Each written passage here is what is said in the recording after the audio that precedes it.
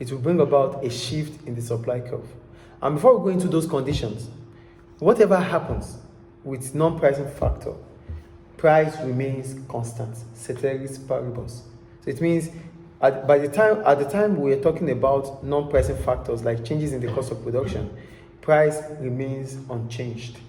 So an increase in the cost of production for firms, because they would not be able to increase the price, would not allow them to increase supply.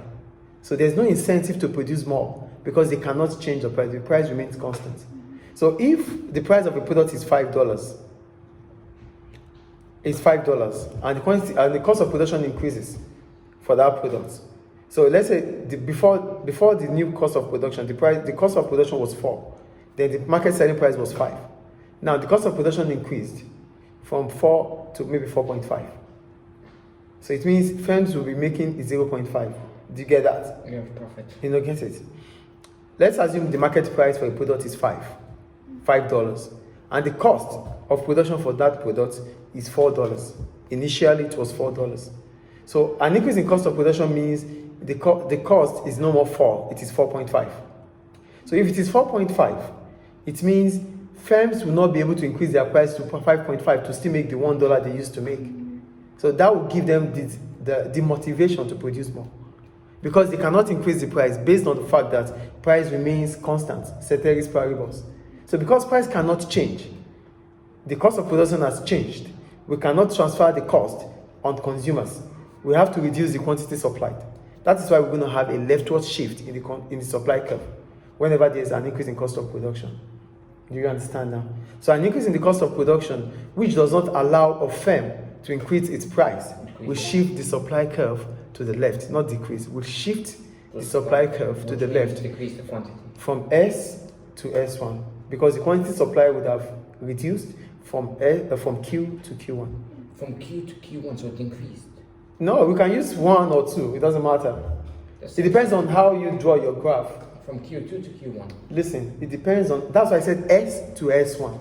I didn't say S1 to S2. I said S to S1, Q to Q1. I didn't use S1 and S2. If I had used S1, S2, S3, it's different. So it depends on how you use your curve. Do you get what I'm saying here? Yeah. Point of the story is when you increase your price, you will decrease your production, your units per demanded. So it will be basically go from S to S1. It's not demand. You don't units. You don't talk about demand for supply. Yes, wait. You just said right now that it goes from 4 to 4.5. Yes, the cost. The cost will go from S to S1. Not cost. Price. Go from S to S1. The price of the object. The price is different from supply. That's the supply curve. Price increases from P to P1. Price decreases from P to P1. Which is the same as hold on, please. Supply from S to S1. Basically, the graph is price and supply, or supply and price. We are talking about non-pricing factors. Non-pricing. When we talk about non-pricing factors, price remains constant. We don't even have to mention price. So what do you mention that the graph of? What do you guys mention? How do you that graph? What do you do?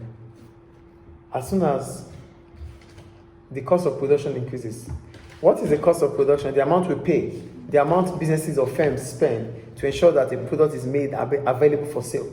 That is what we call cost of production. So now, what I'm trying to let you know is that price has remained constant. So if price remains constant, the cost of production increases. Firms cannot increase price because price is constant. So the only thing they could do is to reduce their quantity, the supply. So the supply curve will shift leftward because the quantity supply in the market would have reduced. As soon as the cost of production increases for firms, they stop producing more. They reduce their supply. Same thing here. So the quantity supply reduces, bringing about a shift in the supply curve from S to S1 because the quantity supply in the market has reduced from Q to Q1. Forget about this graph. Listen to me. I'm listening. Basically, what you said is when firms hire the cost of production, when firms witness, they don't hire it. Yeah, when they witness an increase in the cost of production, they will decrease the supply. Because they cannot increase price. Yes. Is it clear now? Is it clear? In the exam, you give us like you will tell us to draw a graph, or how would it go? Sure.